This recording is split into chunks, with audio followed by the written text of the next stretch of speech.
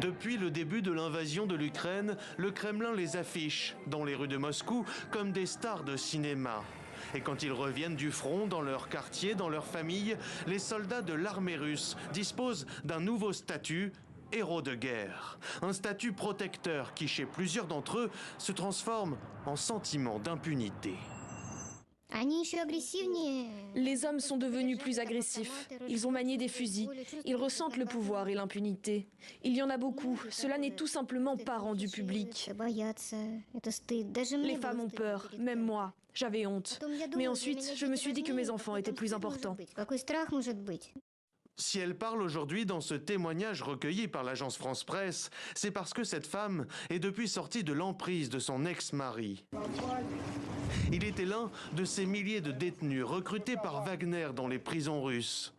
L'année dernière, au printemps, il revient d'Ukraine, encore plus agressif, accro à la drogue et se réclamant d'une élite devant laquelle il dit à sa femme de s'incliner. Elle endure brimades et violences conjugales avant de porter plainte. Son ex-mari est aujourd'hui en détention. Elle tente de se reconstruire malgré le traumatisme. Partout où tu vas, tu crois qu'il va apparaître, te sauter dessus. Tu as toujours l'impression qu'il n'est pas loin de toi avec un couteau. C'est ancré dans ma tête. Des cas comme celui-ci, les ONG les voient se multiplier. Et selon elles, les traumatismes et la légitimation de la violence engendrée par la guerre, associée au faible suivi psychologique au retour des soldats, va entraîner une épidémie de violence envers les femmes. Plusieurs de ces femmes violentées m'ont dit que l'homme leur disait souvent que personne ne le punirait.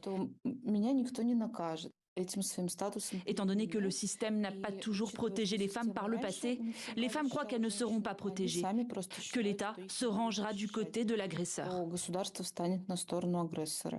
En Russie, il n'existe pas de loi criminalisant spécifiquement les violences au sein de la famille.